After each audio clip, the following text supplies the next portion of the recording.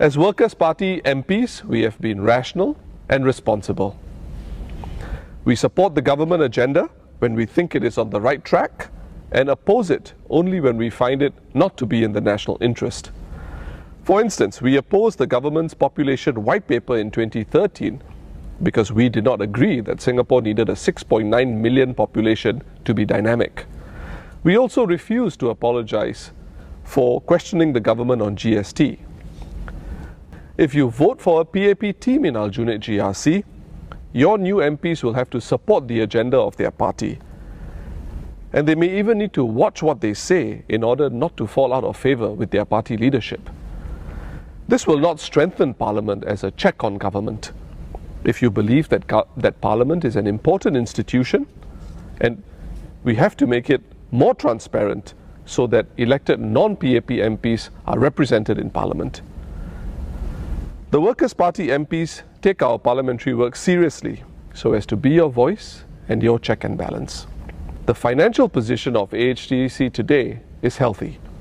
Since our current term in late 2015, the Town Council has steadily built up its operating fund position.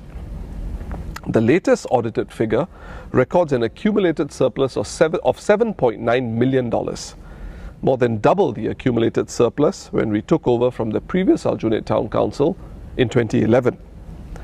Last year, AHDC's financial statements were given a clean and unqualified opinion, and the Ministry of National Development also graded AHDC's corporate governance with a green banding.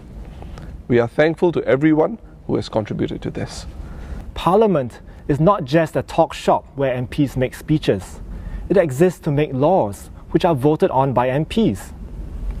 The PAP will feel safe as long as their two-thirds majority is not threatened. But once the opposition gains more seats, they will be forced to consult you, and you will have a more responsive government. I've been an NCMP before, and I know the limitations of that position. Without constituents to serve and a town to manage, it's hard to establish a base. We support most bills in Parliament if they are good for Singapore, but we voice our suggestions to improve them. We support the government's defence and foreign policy, but if the bills are wrong for Singapore, we vote no, as we did against the GST hike, the Constitution Amendment to the Presidency and POFMA. On the 9th of November 2016, I asked DPM Teo in Parliament if it was the government's aim to win 100% of fully elected Parliament seats for the PAP, leaving the opposition to be losing NCMPs. His reply was that, I quote, "We go into an election with the intention of fighting for every vote and winning every seat," unquote. And the PAP fights with huge advantages and resources. In 2001 and 2015, the PAP won around 70% of votes or more, almost wiping out alternative parties from all fully elected seats. With COVID, this could happen again in 2020. But by voting for the Workers' Party, you will get constructive, responsible MPs who work hard in Parliament, while on the ground you'll benefit from our experience in running the Town Council, as well as the support of the PA, with the losing PAP candidate as grassroots advisor. The PA will continue to run activities, events and services, as has happened in Aljunied and Hougang since 2011.